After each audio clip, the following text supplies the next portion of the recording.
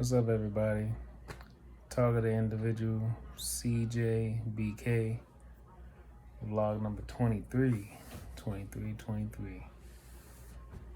Alright, so this one today is going to be titled, He Didn't Know Any Better. Right? So, I'm going to go into great detail about who I am, who I've always been, what happened to me, and then what is transpiring after what has happened to me, okay? Who I am. I am Chris James. I am one of the most genuine people that a person could ever meet. I am most likely known as the most friendliest person or the most open person someone could ever meet.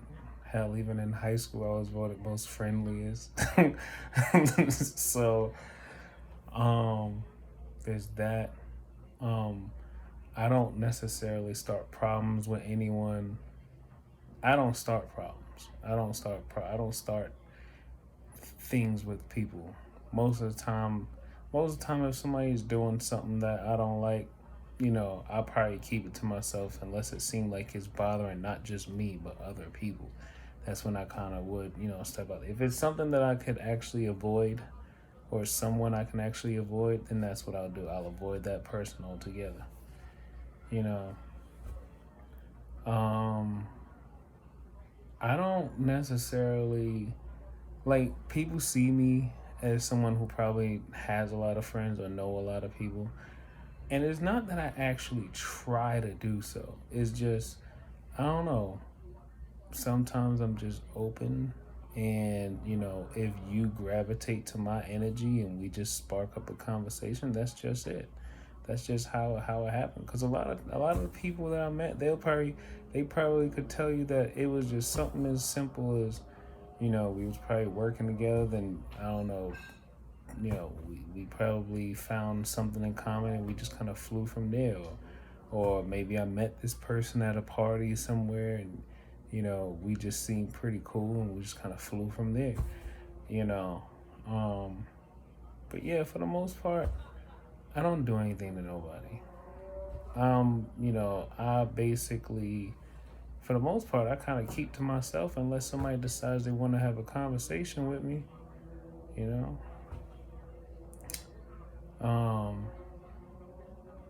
Let me see. Regarding the, well, I'll keep it in this order. I'm not perfect.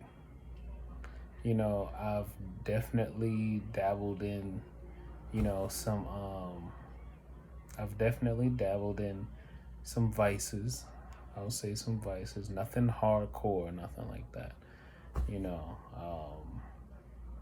But I've never let myself lose control. Like I've never allowed myself to get, you know, I never allowed myself to have a issue or incidents with law enforcement. Never allowed myself to actually, get into any like violent incidences because I was, dealing with my vices. Never had a issue with women at all.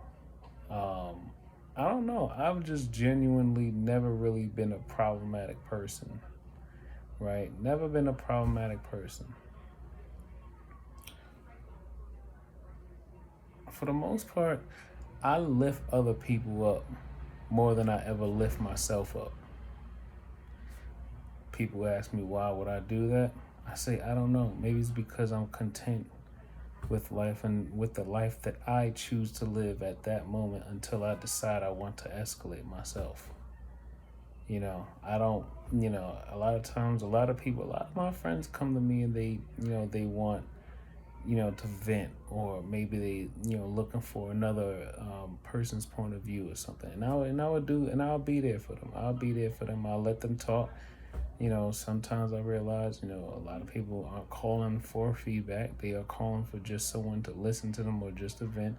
And as a good friend, that's exactly what you would do sometimes. If you have the time to be able to do it and the energy to be able to do it, you just basically, be that person to allow them to vent and just kind of let loose, because sometimes it feels great to be able to unload some of that negative tension that you're probably holding up. But yeah, I don't talk about people behind their backs, and then even if I do happen to mention something about someone, and they're not around, it's not something they haven't heard me say to their face already. You know, like if someone is always calling, if someone is always like, let's say, if someone is always somebody, someone who frequently drinks, right? And then that person's name come up, in a conversation with like a mutual friend, I'd be like, they stay drinking, right? That's not talking about. That's just especially if you've already said something like that to someone, to the person that's being brought up. That they say, you see that person, you like, you stay drinking. They be like, just because I have a drink or two, it doesn't make me an alcoholic. And I'm like, I ain't calling you an alcoholic, but I'm just saying you stay drinking, right? And then if someone else come up, if someone else, you're having a conversation and that person, the drinking person names come up, and then they be like, you know, they was drinking the last time that I seen it. I was like, look, they stayed drinking. Is that really talking about somebody behind their back? No. Anyway, he don't know any better. There's gonna be a reason why I keep repeating that. Just hang on. So, one, because I've had my vices and because I grew up where I grew up and because I've never been a problematic person, I've never been a snitch in my entire life. Never needed to, never had to, never wanted to. I already know what happens to people who snitch. But I've never been a snitch in my entire life. If I ever had a problem, if I ever had a problem with someone, I always dealt with that problem, personally. I've always dealt with it myself. But the funny thing is like recording. But the funny thing is, whatchamacallit, it just seemed like, I don't know, there's so much fear. Frequencies flow through the air freely, and then it generates, like, I don't know, maybe I'm going on, maybe I'm going off. I am going off a little bit. There's too many thoughts hit my mind at the same time. But anyway, but yeah, I've never been a snitch in my entire life. I done seen so much, did some things myself, but never once did I ever snitch on anybody, and no one ever snitched on me. So I'm like, I don't know. It's crazy because I get this feeling that everybody in this damn city is calling me a snitch. Right? Everybody in this damn city is calling me a snitch, even though I ain't never snitched on nobody in my entire life. He ain't know any better. He ain't know any better. Now, that was the who I am. Here's the what happened to me. Like I've said in several videos before, I was literally not doing anything to nobody. I'm literally just being myself. I'm going all the way back to like from March 2020 to like, well, I don't know. I'm gonna start from when I first recognized the weird stuff happening. Like September, October 2020, I wasn't doing nothing to nobody. All I was doing was basically just doing me. Had my own apartment, still have it. Have my own apartment, just watching movies, quarantining, doing what I'm supposed to be doing. Every once in a while, I'll take a walk around the block or whatever. I'll probably smoke a little bit. But besides that, I'm not doing anything harmful to anyone else.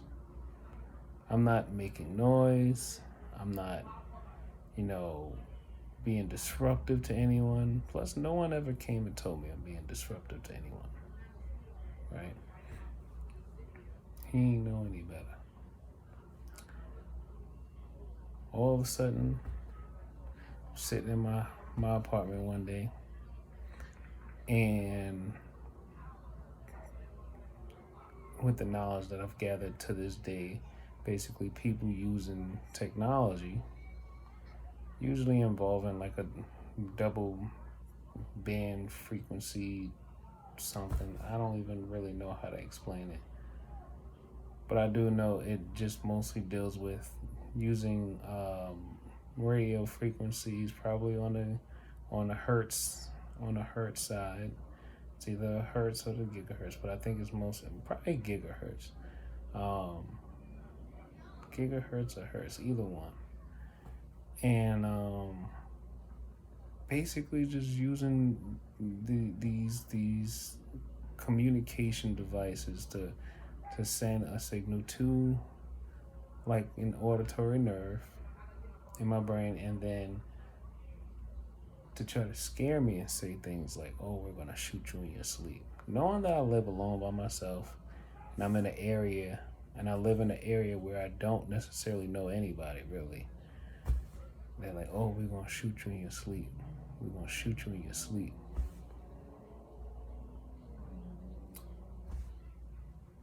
I mean, honestly, what are you to do? If you live by yourself, you're in the house by yourself, and you hear a voice out of nowhere. It's actually three voices, two guys and one woman. Probably a second woman too, so it might have been four. And then they're like, "We're gonna shoot you in your sleep. We're gonna shoot you in your sleep. You're not gonna be able to find us. You're never gonna be able to find us." You know, I go to the hospital a few days later because I kept hearing the voices, thinking something was wrong with me. And the hospitals basically treat me as if I was a crazy person. But I was like, I know I'm not crazy because I felt very, very coherent. But the voices are just like very consistent. They're saying different things. It's not like they're repeating the same thing. It's almost as if they're having a conversation, not necessarily with me, but to me. You know. But then the more I start to talk to the doctors, the more the voices will say something along the lines like, "Yo, stop talking about it. Stop talking about it. Stop talking about it." So I'm just like, well, then leave me alone then. I can't stop talking about it if you don't leave me alone. You know, so boom. That's how it happened. Here's what transpired after how it happened. So, come to find out, it definitely is people using devices and, using like a secret way of communicating, whatever. Right. But then I also found out that through their threats, that they actually have gained possession of my thoughts and memories, and also gained possession through hacking of my electronic devices, cell phone, laptop. They also have access to the electrical circuits and within my home, or just about anywhere in the city, just about anywhere my biofrequency is. They can manipulate the electromagnetic field of whatever other electronic device that's around me to be able to emit even more EMF pollution towards me. And then my body being a receiver, it would just take in more. Thank God I learned about Qigong exercises. But anyway, I don't want to make this too long. I have a tendency to make long videos. But yeah, so I'm just like, look, I don't want no parts of this. I don't want to be, anything that like, nah, you gotta become a cop now because you snitched to the doctors on us. You gotta become a cop now because you snitched to the doctors on us. And I'm like, how the fuck did I snitch on anybody if I don't know shit about nothing? How did I snitch on anybody if I don't know shit about nobody? And then I'm like, this is all while I'm in the hospital. I'm like, what am I supposed to do if I'm hearing voices that's not my voice in my head? They're like, oh, but you a snitch to the doctors now. Ain't nobody gonna believe you. You might as well become a police officer. And I'm like, I don't want to become a police officer. So then, now, as days go by, and I continue to rebel, I don't want to become a police officer. Not because I don't respect cops or whatever. It's just I just don't have the urge to want to become a police officer. So I'm just thinking to myself, okay, what is this weird feeling I'm getting all throughout my body? It's this weird tingling, vibrating feeling. And then I start to feel pain in like my genitalia, start to feel pain like at the top of my head. I would say kind of positioned to where if you went, it starts at the surface and then it goes like straight down through the skull and almost as if it's like connected to my pineal gland. And then, as the days go by and I decide that I'm still going to rebel and not become a police officer, now they're like, oh, since you ain't going to become a cop, your privacy is over. Your memory is over. We got your memory card. We got all this. We're gonna do all this. He didn't know any better. He didn't know he wasn't supposed to tell nobody.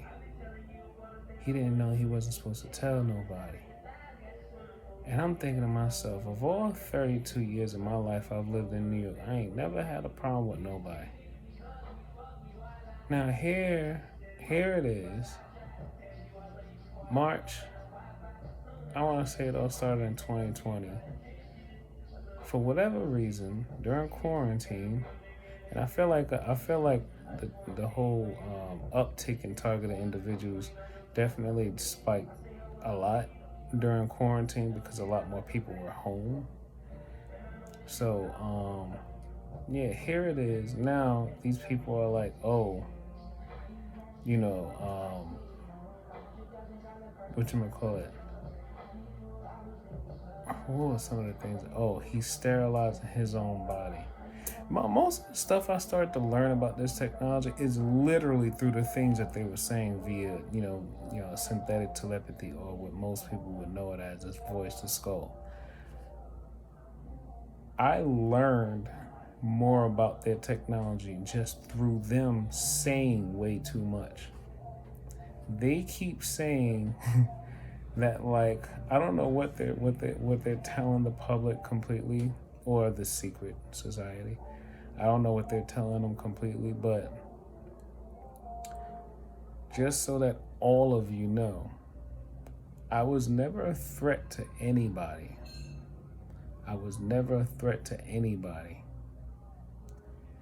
They were nervous about who I was because I didn't just come out the boat when I first moved there and just introduced myself to everybody and just made myself seem like, I don't know, someone who's not really a real New Yorker. Because most New Yorkers that just don't gravitate to like putting themselves out there to all the neighbors, like, hey, I just moved here. How are you? My name is, no real New Yorker just does that. you move in, you kind of slowly and gradually, meet a couple of people here and there, and then they introduce you to some people. And that's basically how I started off. But the people that started messing with me, I don't know, they were nervous. And they decided they wanted to use their technology against me because they was like, oh, he moved here by himself. He from Brooklyn. Oh, we heard him talking shit about the Bronx, which makes no sense because I know mad people from the Bronx. I know crazy amounts of people from the Bronx, whether it's South Bronx or it's all the way up top by Pelham. I know mad people from the Bronx. So they're like, oh, he wasn't moving right. And I kept picking my mind, what the fuck does that mean? He's not moving right. And then I'm just thinking to myself, so I'm like, I done heard so many people tell me, Chris, don't move to the Bronx. Chris, don't move to the... And it's crazy because I never had a problem with anything with the Bronx. Never had a problem with anything with the Bronx. And even though social media, like, hell, I've even heard people from the Bronx talk bad about the Bronx. I just don't seem to understand why all of a sudden I gotta be the one to get picked on when I literally wasn't talking to nobody. I probably had conversations with no more than 5 or 6 people in my entire building, my new building. Then all of a sudden, this is what I'm dealt with. Being a targeted individual, 20, almost 22 minutes. All right, so now I'm basically getting direct energy attacks like every single day. My cellular network hacked, a whole bunch of interruptions and stuff on my cellular network. VPN, fuck a VPN when it comes to them. They get past that shit like it's nothing. Then, I get these, it's almost kind of like as if someone shot like a frequency pulse or some type of like magnetic energy pulse at my heart, and I would feel like the heart doof, almost as if like they're trying to induce a heart attack. But God continues to sustain me every single day. My genitalia keep getting this weird feel, almost as if like like if the cells in my genitalia had Timberland boots on and they were just stomping around in my testicles, that's exactly what it feel like. But then luckily for me, I asked God to lead me to some information and stuff. Come to find out, it's literally side effects from electromagnetic field pollution or dirty electricity. And when I started to read more about Qigong exercises, I started to actually develop a more sensual feel for the energy around me. So even when I sit in front of a TV, I could feel like the energy of the TV like blasting out, almost as if like it's like, what's the words I'm looking for? It's like, that feel when you first open an oven and you get that blast of the heat? Imagine something like that blast, but it's not heat. You just feel this weird vibrating feeling just blasting straight at your body. You can lift your hands up and literally feel it coming in between your fingers. Like if I were to lift my hands up in front of the TV, I could literally feel energy. That's basically what it is. It's energy. It's like a negative charge or positive charge of energy, ionized energy. I think they would call it ionized particles, radiation, whatever it is. It's literally coming through my fingers. I could feel it pushing against my hand. And then it's like coming through my fingers. So, Oh, don't even get me started on the his osteoporosis is acting up. Yeah, my left hip. They're trying to basically destroy the probably the cartilage, probably the cartilage or something within my left hip, so that it could basically create osteoporosis at an early age in my body. They definitely went after both of my knees. They used to attack my knees a lot. When I got my job back in February, my new job, they used to attack my knees a lot because they didn't want me to become they didn't want me to become a delivery person. They wanted me to become a police officer. So because I didn't become a police officer, they were just gonna torture me. They figured, well, we'll just torture him until he becomes a police officer. Or we're going to disrupt everything about his job, everything about his life until he decides to become a police officer. We're going to make him become a police officer. And I'm like, I don't want to be a police officer. And then even if I were to just decide I wanted to become a police officer, I could not do that knowing that someone has like access to my optic nerves, my central nervous system entirely. And I'm just thinking about it, like, and then especially in my memories. So imagine if I was trying to work on a really big case, and it's filled with like some some some big name people or whatever.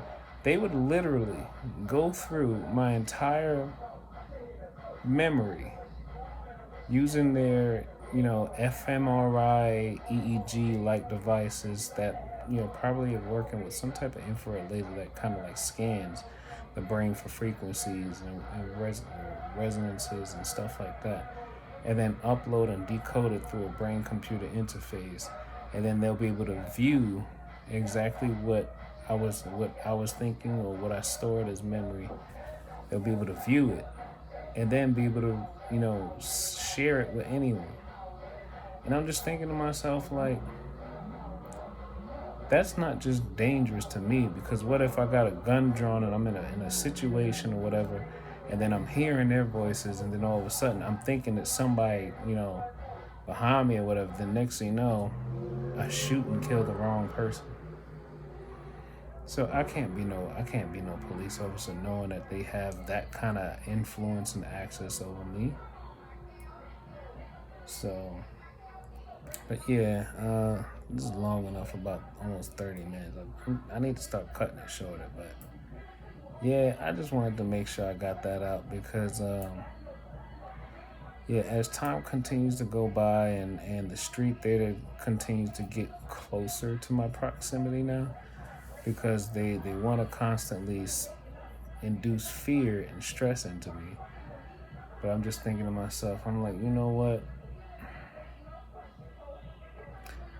Violence has always surrounded me for my entire life, probably except for about maybe 2 years that I spent in. No, I've not seen violence. Okay, so violence has always been around me, but by the grace of God, I always try to find a way to make sure it just never became a part of me. You know, is there a violent side to me? I don't. Anyone is capable of doing something. But do I feel likely to do something? No. I will defend myself, but I will never be the one who actually causes something or creates a situation to happen. That would never be me. My mother would just, I don't know. I give thanks to my mother for that. Anyway, yeah. I just wanted to get that out there because, I felt like, well, video documenting my experiences is probably going to be one of the last good things I can do to basically protect my character, basically protect me mentally in case they find a way to erase my memory or something like that, because they do have the capabilities of doing that, especially when one of the main symptoms of EMF pollution is loss of cognitive functions. So, yeah, and then the other thing is making sure I video document these situations because, well, eventually when I forgot the name of the special reporter that's or investigator that's working with the UN to help fight against this electronic harassment and torture and stuff. I forgot his name. I think it's like Meltzer or something like that. Yeah, more than likely he might eventually start going through like YouTube or other social media accounts to try to see if we could find testimonies and stuff like that. So I'm just like, look, like I said, I ain't never been no snitch in my life. But how is it that I'm supposed to just let someone bully me into doing something I don't actually want to do? So I'm a snitch now all of a sudden because I don't want to become a cop. I'm a snitch now because I don't want to become a cop. Man, when they said that this world is about to come to its end, I didn't realize that I was going to have my eyes open so wide that I would be able to see exactly how the end will come about to the world. All right, y'all. Y'all take care. Remember, one breath, one thought, one step, one day at a time. Y'all keep yourselves focused on God. Y'all make sure y'all do everything that y'all possibly can to just, maintain high vibrations. Look, they're trying to pinpoint something at the top of my head, so I already know. I mean, it is what it is. They're going to do what they're going to do. But God said not to worry about it because no man or woman knows their time of death or when or how it's going to happen, So, also, like I'm trying to remind people, my favorite scriptures that I like to either read or listen to: Psalms 23, Psalms 31, 37, and Psalm 94. Lastly, Proverbs 1. So, just remember, y'all, you're an empowered individual. They're coming after you because you have something that they want to knock down.